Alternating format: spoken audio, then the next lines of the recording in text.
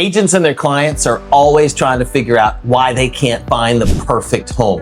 It's because you're looking for a unicorn. It doesn't exist. Here's something easy for you to remember while you're out there shopping for the right home. I call it my rule of sevens.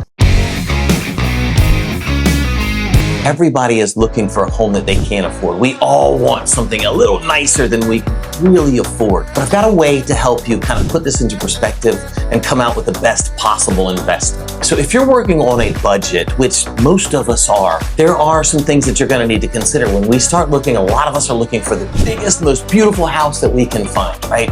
And then we get out there and we find out that it might not be in the area we're looking for. So here's something that I want you to think about, and this is easy for you to remember. I call it my rule of seven.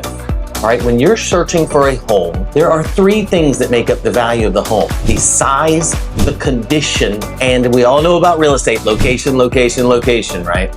So here's the way to look at it. You have 21 points to spend on those three categories. If you are looking for the biggest, most beautiful home that you can find, you're looking for 10s in both of those categories. How many points are you left with?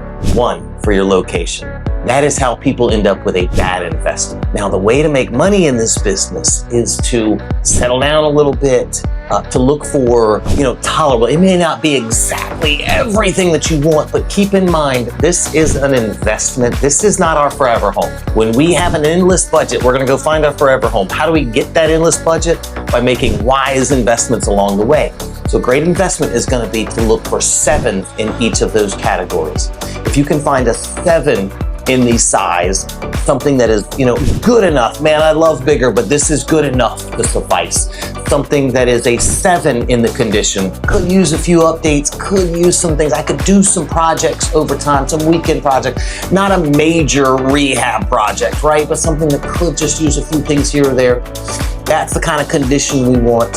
And then our location, something that's in good enough. If you're going for the best neighborhood in town, it might be a tiny home that needs work. But if you're looking for 7, somewhere you feel comfortable, you feel okay putting your kids in school, you feel comfortable taking a walk in the evening, you want to look for those 7s across the board. That's going to give you your best possible investment.